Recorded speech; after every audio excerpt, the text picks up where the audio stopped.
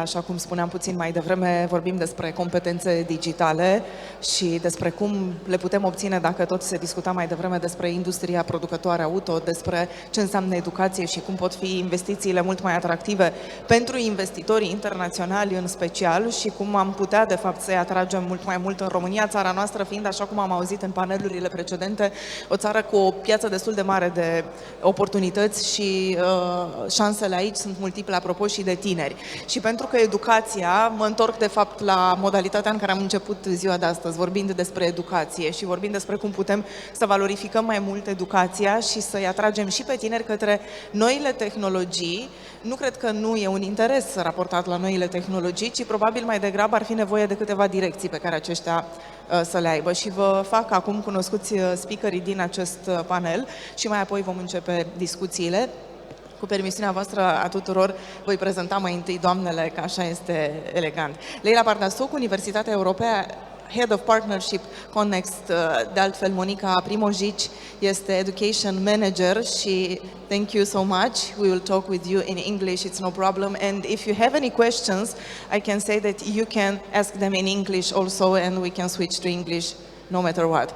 Valentin Negoiță este președintele Asociației Producătorilor de Echipamente de Tehnologie a Informației și domnul Cătălin Dosofte este conferențian universitar la Universitatea Tehnică din Iași. Domnilor, bună ziua și dumneavoastră, și este și domnul Sergiu Roșianu, Scheffler, este aici lângă noi. Vă mulțumesc. Aș începe cu o întrebare deschisă, o voi adresa și în română și în engleză.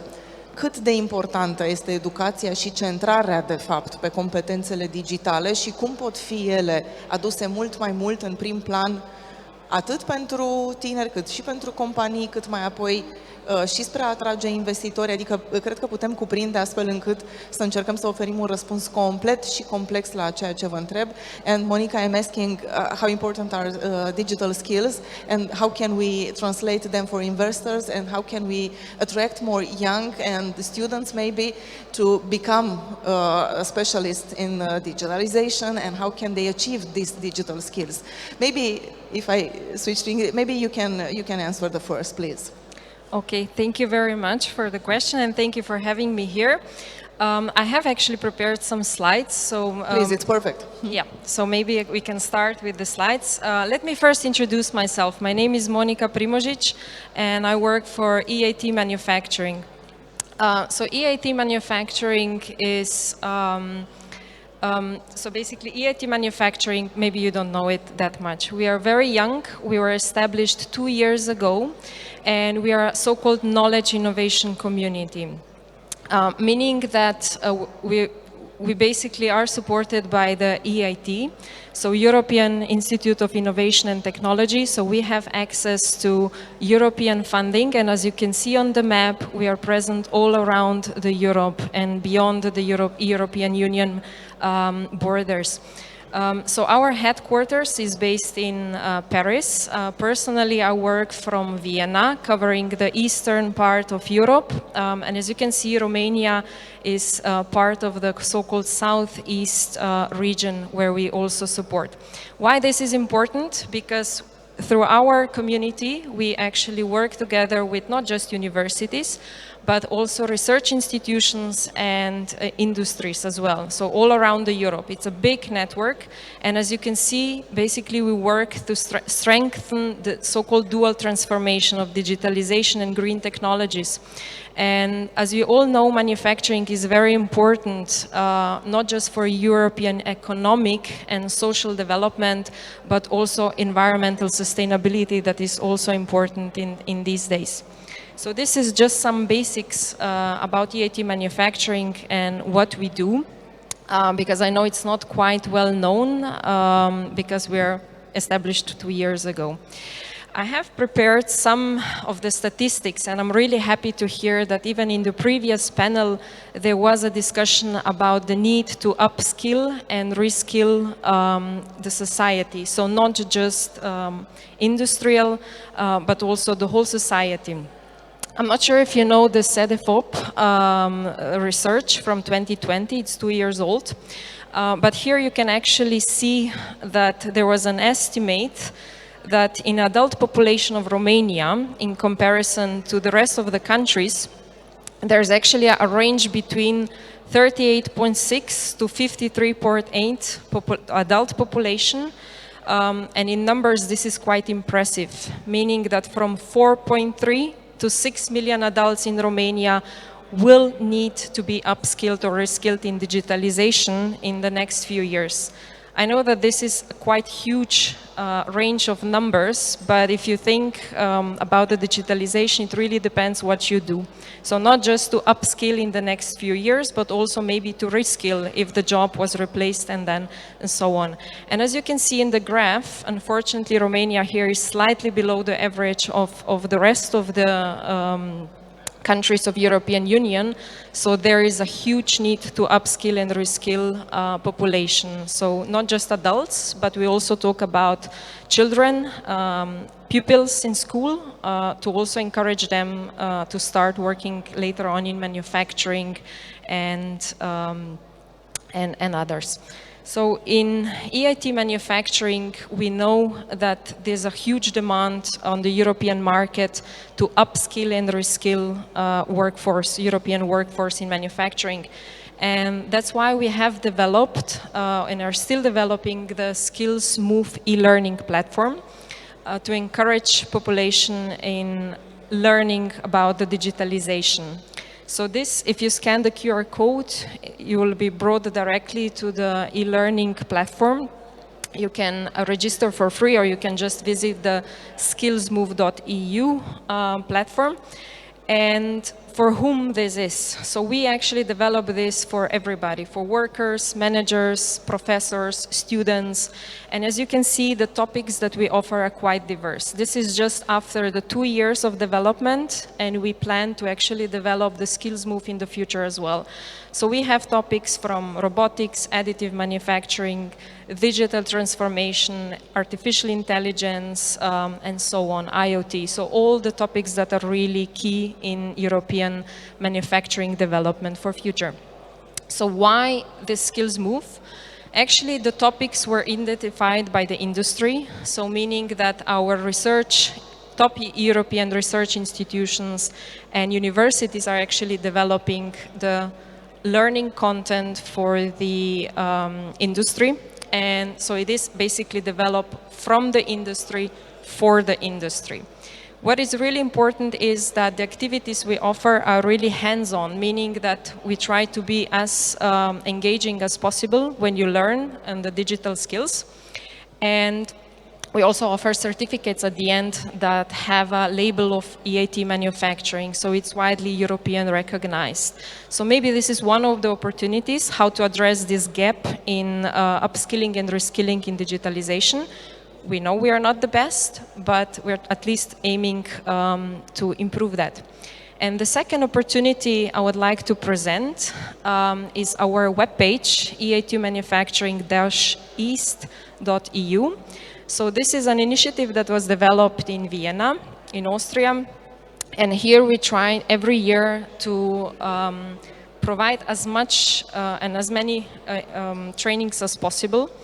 And for example, these are just some of the first trainings that we offered this year in the last few months. One is the Cobot technology training that we have developed successfully in Slovenia, Ljubljana. We are now planning to develop it in Slovakia. So maybe this might be an opportunity for Romania as well later on. Then we have another training coming up, Blockchain in Industry 4.0, which was also mentioned before in the previous panel as one of the key topics of the development. And we also deliver trainings on machine learning in Industry 4.0, high performance computing and big data, for example. These are just some of the trainings coming up. Please feel free to check the webpage and keep checking it on, because we will be adding new initiatives, new trainings, so you can basically apply for any of those trainings. What is worth mentioning is that these trainings are not for free. Many of them have really, really low price. So feel free to check, because our goal is to upskill and reskill as many people as possible in European Union. So we are really successful in the development in the next few years. If you have any questions, that's my email. Feel free to contact me or just ask me here for a question. I'm Thank sure you. there will be questions. Thank you so much, Monica. I have a question maybe for all of you. How can private and public sector connect to be more profitable, you know, for young and also for investors? Maybe Sergio, you can start, and after that we will try to ask all of the speakers. Please get the microphone. Thank you very much. So at the beginning, I will say it's great being here, this conference, great location, I would say great audience, and also discussing about digital excellence. I think the motto, do more together, goes well also with the topic what we are discussing here regarding education. Only a few words about the company that I'm representing, and also from here, also we can derive to your question. So I'm representing Schaeffler Group. I don't know if that is familiar to you. It's quite a large company, a family company, about 80,000 employees worldwide, producing industrial and automotive components. Also then Schaeffler is located in Romania, in the nice city Brașov, where we are producing many industrial components, but also some automotive.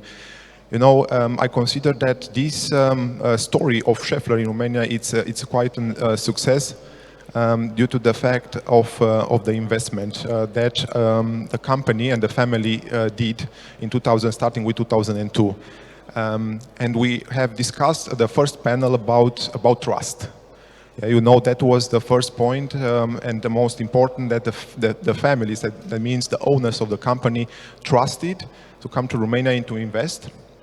That they did, but of course there were also other reasons. Now we are 5,000 employees, more than 5,000 employees in Brașov, and with an production of almost 3 billion lei, so per year. That means roughly 600 million euros. So it's quite a big factory. I'm very happy to represent also during this panel discussion. So regarding the education and also about your question, I would say that Schaeffler is also in Brașov due to the fact that there are skilled and more skilled working force in Romania. Also the presence of the university in Brașov was one of the main reason that the decision was taken to come in Romania and to come in Brașov. And from this perspective, we have worked and we have built a relationship with a university in Brașov, with other universities, but not only universities. And here I have also a nice story. We can all learn and also do more together in this direction, together with authorities and the government. It's about also the professional schools. So you know, it's important to have the working force and skilled working force also with the digital competencies. In this direction, we have seen that in Brașov there was the need to have to skill the operators, and all the professional schools were closed at I don't know, starting with 1990, and after that we felt the need to reinvest and to reopen those kind of schools. So we have started together with other companies in Brașov a professional school Kronstadt, it's a name. Now we have the 10th promotion, and we have a capacity of teaching about 300, so currently there are 300 pupils inside of the school. They are being trained into 4 disciplines, like curriculums, like operators, and we are going to add another 2. If you ask me if this is enough, no, it's not enough. And if they are interested in this? Sorry? And if the young people are interested in this? They are interested. And they are interested also due to the fact that they are trained also using digital technologies. So, you know, the interest is coming also from the teachers and also from the families, I mean the parents. If there also the culture and education will increase in order to understand that having a professional school is not something bad, in this direction, then we can have more pupils, and then we can have a qualified working force inside our manufacturing. Regarding digital competencies, I would say we are going, or the question was how we can attract pupils and also students. The new generation is digital native. So that means they are born, they are learning very fast all the digital technologies. So we have to be flexible and to close the gap between the generations. So, for example, in our factory, we have different generations. We have people that are like 60 years old, and we have also the young generation, and then we can see there the gap. And we are also upskilling and reskilling. As Monica presented, there is also huge potential that in our school, like in a professional school, when we are using all the digital technologies, then we attract the pupils. And of course, this is something like a legacy. We have to do that. Yeah? So we have to adapt also with the professors, also with the trainers. Of course, in this direction, doing more together, it means also from the government that we receive more investment, more support, and I think I'm also touching on a next topic.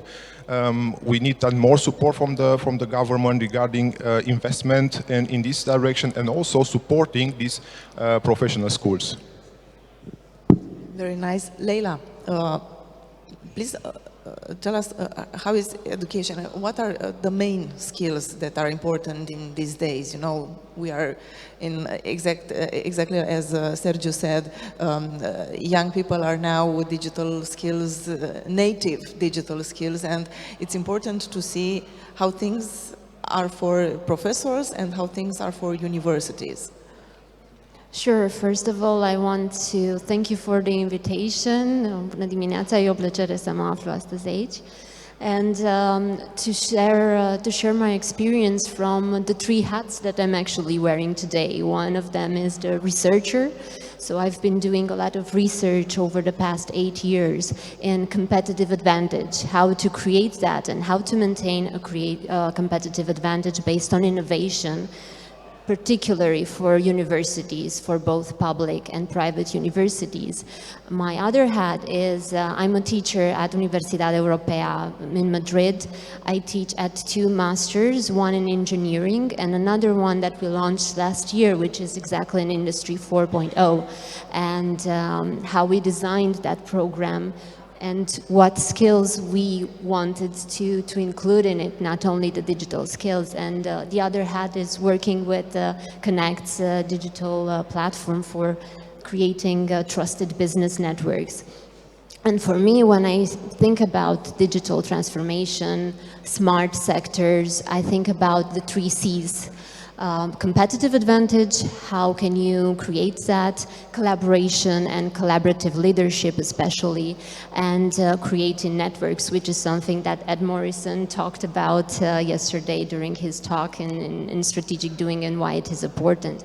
And last year when we started with the Master in Industry 4.0, we didn't start with the digital skills. We started with how can we nurture talent? First of all. So how can we prepare the students for working in the sector, in the industry, with all the disruptions? How can they cope with that?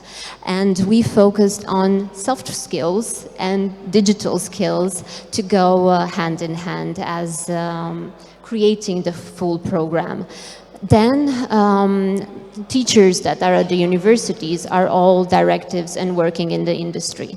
So when we created all the structure for it, we've chosen concrete examples where we were working, what kind of projects we were focusing on, and bringing them to the students and creating a space for the students where they can comment on that, they can see how the ideas are applied, and they can become more innovative, because we really want to have a program that can help them become creative and generate innovation. Because at the end of the day, working in the sector, this is something that will ensure them a career.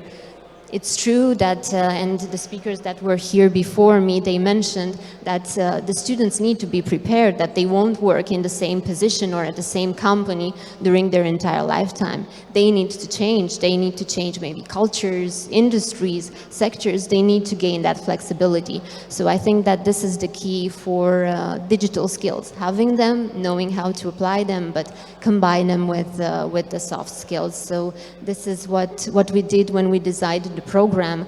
And another important thing that we included is sustainability, so sustainable digital transformation, and to apply your digital skills and digital solutions to build a sustainable business. And that is included also in the program. So in the dissertations that they make, the solutions that they come up with, they need to have a sustainable basis and data to show that this is going to help in the long-term basis. That's so interesting and so inspiring. I want to talk with the next two speakers. I will switch to Romanian. Domnilor profesori, pentru că s-a vorbit aici despre cum de fapt avem nevoie să ne întoarcem și la meserii de bază, cum putem să ne pregătim pentru meserii de bază. Universitatea Tehnică din Iași este una dintre cele mai importante și una de referință pentru tot ceea ce înseamnă sectorul tehnic și sectorul de IT. Știm că de acolo este de fapt un mare procent care pleacă în străinătate și dacă este să revin la primul panel, dorința aceasta de a-i păstra și acum tinerii care își doresc să rămână acasă. Îmbinarea dintre realitate, ce îi pregătește de fapt școala, realitate, și necesarul de pe piață, apropo de competențe digitale, cum arată astăzi? Da, mulțumesc frumos pentru întrebare. Aici, să spunem, aș veni cu un plus de entuziasm, așa, din estul. Asta e bine, din estul am auzit țării, lucruri bune până acum. Da. Și nu are cum să nu fie un entuziasm atât timp cât, la un moment dat, numărul de studenți este într-o continuă creștere. Noi nu avem capacitatea la Iași, mai ales în zona ingineriei de IT, să susținem dorința tinerilor de a veni către noile tehnologii. Noi, Universitatea Tehnică, cu siguranță că nu urmăm un alt model față de alte universități reprezentative din Europa și din lume. Suntem în categoria acceptanților timpurii a tehnologiei. Da? Nu suntem noi, să spunem, mai ales în România, în primul rând, a celor inovatori, da? a unei tehnologii. Dar imediat în planul următor, atunci când vine vorba despre acceptarea unei tehnologii, noi imediat intrăm în rolul pe care ni l-am asumat. Astfel, reușim să le dăm nativilor digitale, așa cum spuneați, partea de competențe care și acestea, odată cu Revoluția 4.0, s-au schimbat. Universitatea și tot învățământul este într-o continuă provocare, iar provocările nu sunt simple. Da? Dar reușim, să spunem, chiar noi, imigranții digitali, da? Noi care am avut acces la tehnologie mai târziu, să o acceptăm și imediat să o popularizăm. Cu siguranță că astfel de lucruri au venit natural la universitate, în cadrul acestei revoluții industriale, cu ajutorul firmelor, cu ajutorul promotorilor, da? A echipamentelor din zona de industrie 4.0. Astfel, noi, Universitatea Tehnică, mi-aduc aminte, acum 2 ani de zile, după prima conferință, Factory 4.0, am decis cu companii importante, Sergiu aici e martor la acel eveniment, da? Am decis să facem un hub digital. Da? Un hub digital un concept din acesta one-stop show, în care noi, universitatea, să înțelegem tehnologiile, să înțelegem modul de aplicare a acestor tehnologii și ulterior să ne întoarcem în comunitate și să diseminăm aceste tehnologii cu resursele pe care le avem. Aici, să spunem, particularizând cu ceea ce facem noi la Facultatea de Automatică și Calculatoare din Iași, am reușit în ultimii 4-5 ani de zile să schimbăm 5-6 laboratoare, să punem tehnologie de ultimă generație. Da. Chiar un lucru care nu este atât de ușor, știind, să spunem, partea de finanțare de bază. Dar cu ajutorul unor companii am reușit acest lucru. Au venit după aceea companiile către noi și ne-au propus diverse proiecte de cercetare, diverse proiecte de inovare. Am cooptat în cadrul acestor colective inclusiv studenți. Da? Pentru că studenții în acest moment trebuie să fie capabili să aibă o atitudine antreprenorială și să aibă competențele acestea digitale. Poate, nu știu, inclusiv criza aceasta sanitară ne-a forțat într-un fel să preluăm anumite instrumente, da? Le-am consolidat și acum le folosim ca și cum le avem de foarte mult timp. Da? Și avem capacitatea aceasta. Și pentru a ține legătura cu tot ceea ce se întâmplă în piață, chiar în hub-ul acesta digital pe care îl avem, am mers mai departe de universitate. Pentru că noi, să spunem, din zona de IT, din zona academică de IT, e posibil la un moment dat să nu înțelegem nevoile elevilor. Da? Și am mers împreună cu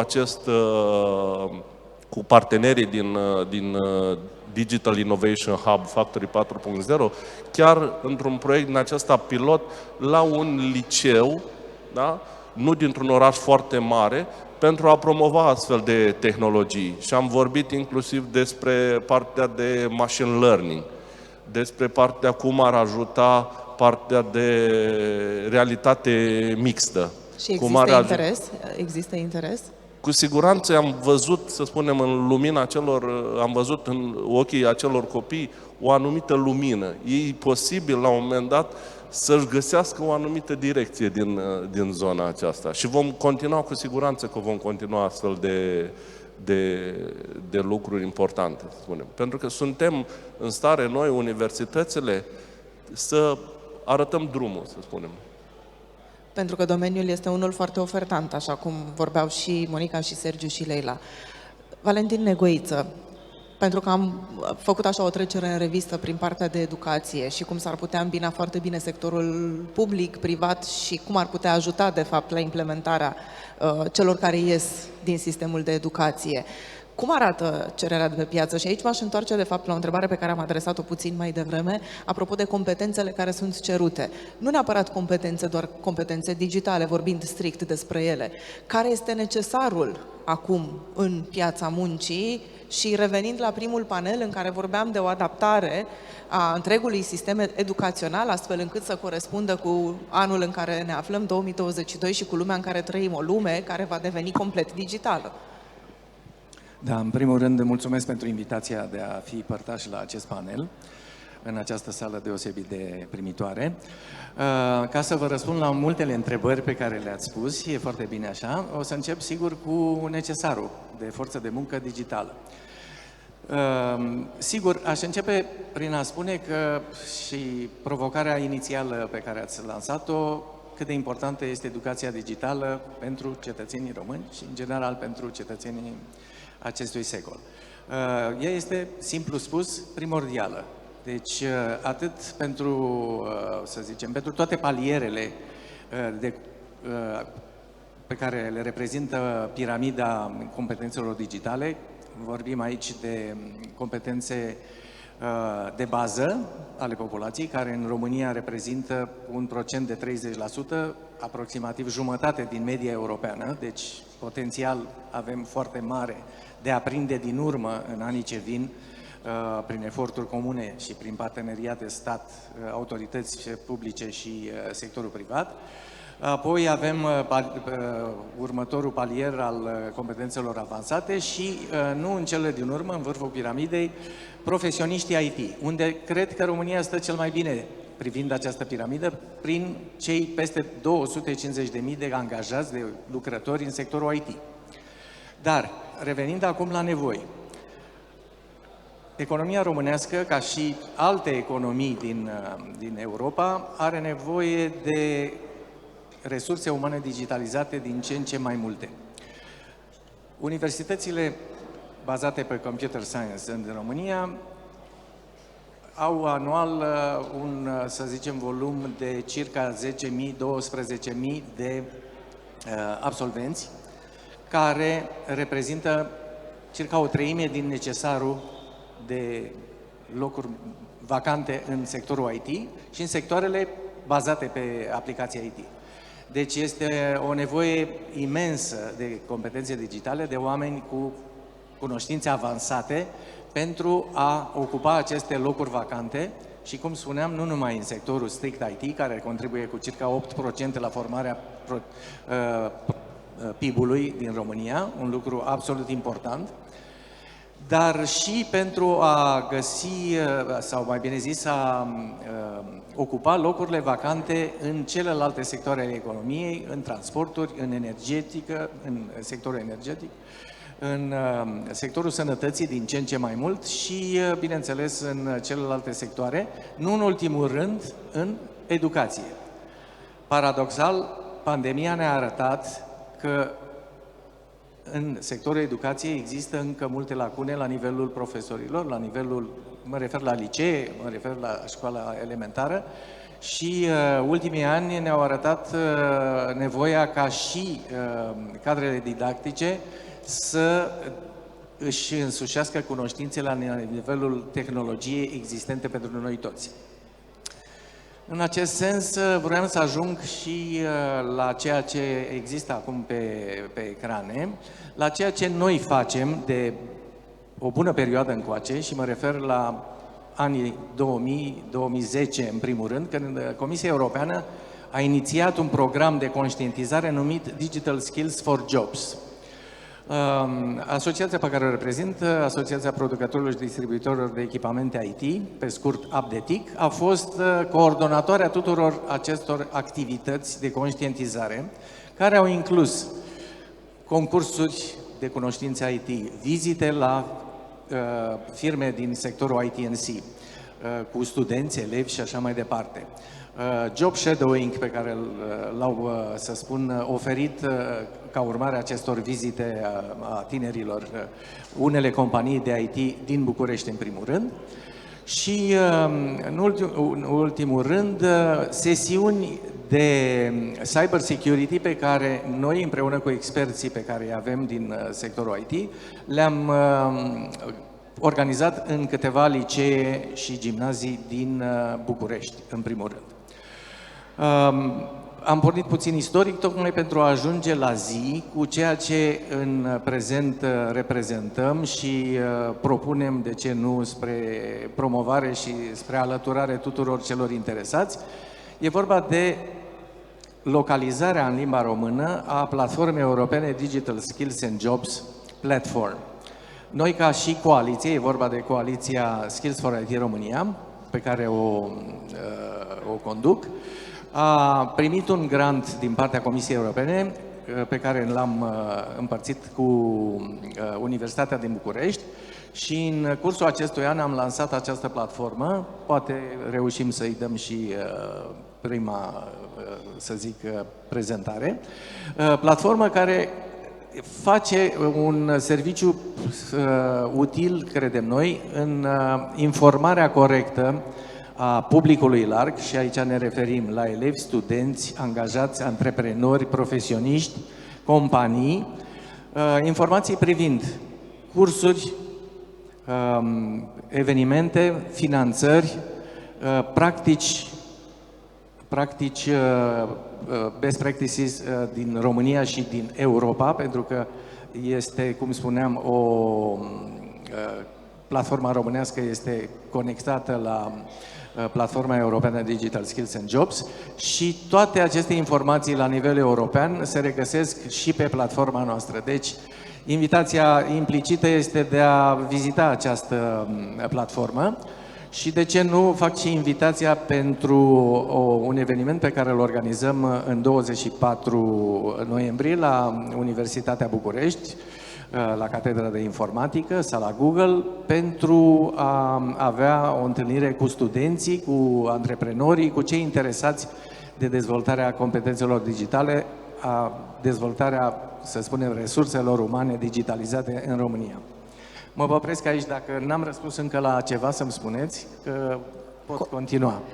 Continuăm discuția și aș face trecerea. I will switch to English because Monica and Leila prefer to speak in English. Because you all said that it is a real need of digital workers. How can we fill this gap?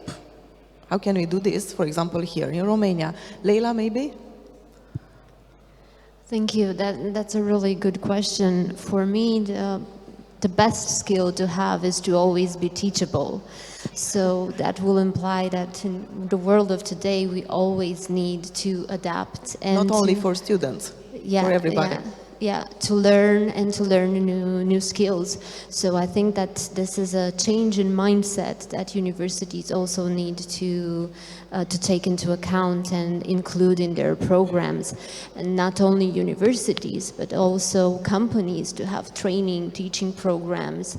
There are so many options today. So we've seen only a few of them and really, really good options and projects that you need to take into account and continue to always learn. And I think that with this is how you can fill in the gap, because especially in Industry 4.0, there are a lot of changes, a lot of challenges. You cannot always be up to date with what's new. And you also need to train people that will come up with what is going to be new, with innovation, and what is going to be new solutions in the industry. So let's take a step back and take a closer look to how can we nurture innovation first, and then use the tools that we have, but to be able to adapt them. So not only learn how to use them, but how to take bits and pieces and put them together and adapt them to the needs of the company and to your own needs in your activity. We have only 4 minutes. Short answers, please, for the same question. Please. I would also like to emphasize what Leila said. From my opinion, I would say that we can close this gap by having a closer collaboration, so private, public, and also together with the universities. So being there present and discussing, and also for manufacturing side, like the big industries, when we are sending our needs as competencies, what we require, and also be present there by knowledge exchange and so on. I would think that it will be a benefit for all of us. Monica, please. Yeah, maybe just to highlight what the previous speakers already said, I think it's really important that we shift the mindset from finishing the university and not studying anymore to lifelong learning, meaning that through our life we learn, and I think that's really important for the industries to stay competitive and to develop as further as we can. Please, Mr. Professor. Aș continua, să spunem tot așa, cu competențele care ar trebui să le aibă cei care termină studiile. Creativitatea este foarte importantă, dorința de inovare, da? Să fie capabil să rezolve probleme dificile, da? Să-și asume, nu în ultimul rând, să-și asume ieșirea din zona de confort pentru a intra în zona de competențe, să spunem. Învățare continuă. Continual learning. Da, mulțumesc. Aș spune întâi că și lucrul ăsta, sigur, l-ați rostit destul de apăsat. E nevoie în ceea ce dorim cu toții, o digitalizare a societății românești, a populației României, de un parteneriat public-privat consistent și constant.